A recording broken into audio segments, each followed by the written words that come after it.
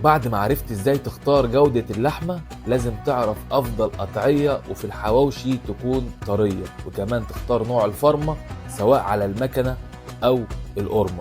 انا دلوقتي بقى انا اقطع لك كيلو لحمه نعمله حواوشي من السن ده، انضف حته لحمه وانعم حته لحمه. حته اللحمه هي باينه شكلها ان هي لحم صغير وانضف لحمه. تدينا بقى بص دي حته تقشيطه تخلي الحواوشي دسم 100 100.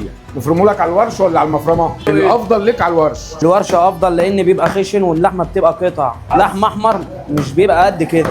حته السمين دي هي اللي بتعمل للرغيف طعم. ومن ناحية التتبيلة في انواع خضار كتيرة وتقدر تتحكم في ده وتطلب اللي انت عاوز تضيفه، حتى البهارات حار او بارد وبجميع النكهات. وكل حاجه زي ما انت شايف بتفرق عن الورش وعن المفرمه، اذا كان بصل او اذا كان لحم. وبعد ما تاخد اللحمة اللي انت جهزتها بتروح الفرن اللي على مزاجك وتديله اللحمة يعمل لك العدد اللي انت عاوزه، وكمان تقدر تقوله يحط وزن قد ايه في الرغيف.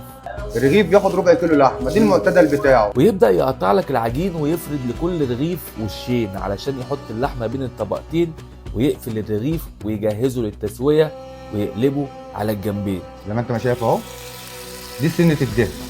وبعد ما الحواوشي استوى وجاهز على التغليف تقدر تختار يتلف في ورق ألمونيوم أو ورق خفيف